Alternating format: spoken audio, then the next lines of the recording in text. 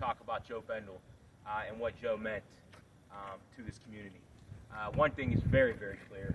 McKeesport is forever indebted to Joe Bendel and his service to this community.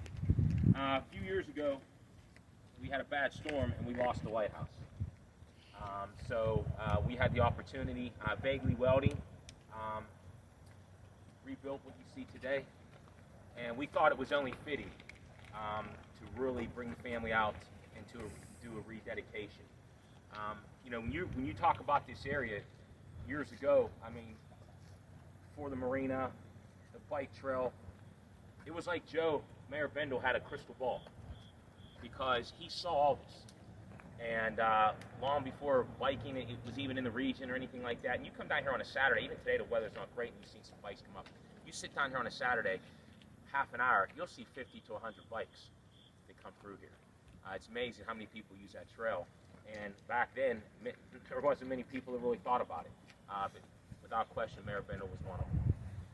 I had the opportunity to know Mayor Bendel. I was more a youngster. I was worked for him, summer help. So, and I'll tell you what, he was always an interesting character. I can tell you that. And I know Senator Brewster is going to share some stories, I'm sure, with Mayor Bendel. Thanks very much.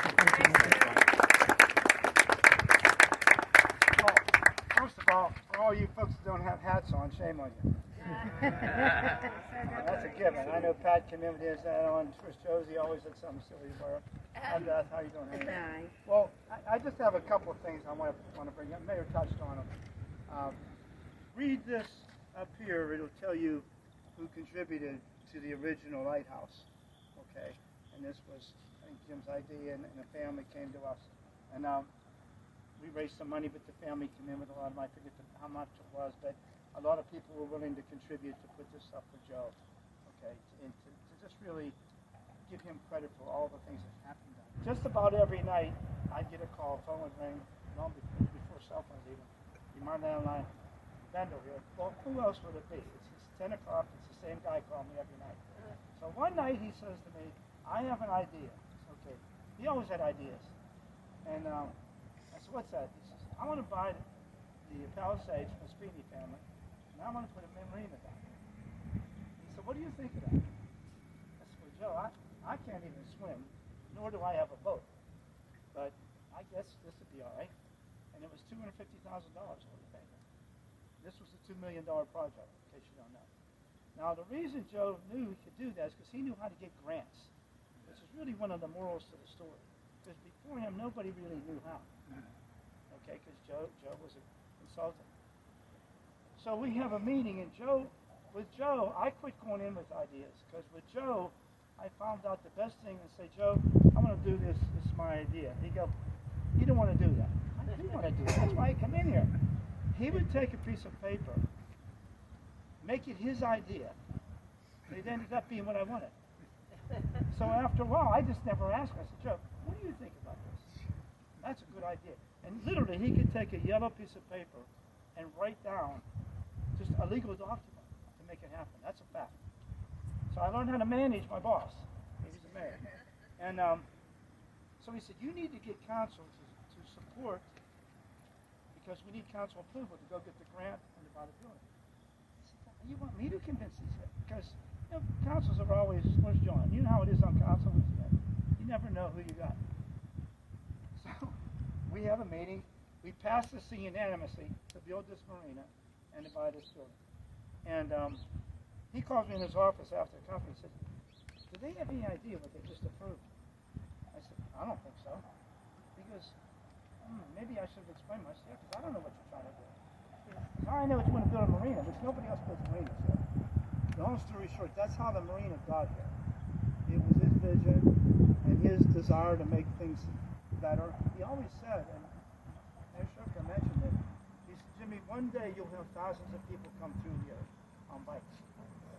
That had to be 30 years ago, if I recall. And this marina, about 200 boat slips have been filled almost every year. How many years have it been? I mean, I was mayor for 7 years, and I've lost track of years now, but it's 20 some years that this thing fills up. with non-McKeesporters too. They come to our town. Main point for me standing up here today is to be thankful to Mayor Cherepko, Tommy, Senator Brewster for, rebuilding, the lighthouse. You've touched on all the main points, and that is he had a vision and it came to fruition. Now, I will tell you that his plan B or plan C is, and this is your job, he always wanted to get a longboat like they have in the Netherlands and somehow get it through, through the locks and make it like Port Authority and take people to pirate gangs. And if that ever comes to fruition, then you went full circle with it. So thank you. So that was his main thing. And I can't believe it's been 15 years since the original ceremony. Just like people in McKeesport, they bounce back and they come back stronger. And really, this whole marina, everyone remembers the ice storm where the marina just went down, and a year or so later, it was built back. One of the great stories about my dad's when he became a consultant, their main office was in Philly. He was going to cover basically Western Pennsylvania up to Central, and he could have picked anywhere he wanted to live in Western Pennsylvania when he came back from Williamsport. But he chose McKeesport because he was fiercely a McKeesport. Okay, you hear the saying, you can take the man out of McKeesport, you can take McKeesport out of the man. And my dad was a loyal McKeesporter, and I think he would look down today and be very, very proud. That comment about you can't take McKeesport out of the person is true. I went to the Heritage Center the other day, and I didn't realize it was as big as it was. You can't walk away from McKeesport. I'll give you my guiding light the other day. I took Kathy, and I wanted to do kind of a nostalgic drive. So I was on Centennial Street, and here's where I saw the hope of McKeesport. There was a woman by the name of Bronfield, didn't say one negative thing about McKeesport. As we both stood and talked about the houses weren't there, the dilapidation. All that I saw was hope and fervor for the future. So Mayor, amidst all that you see, which needs to be rejuvenated, there was one voice of hope which I really walked away from and said, there is life in the city of McKeesport.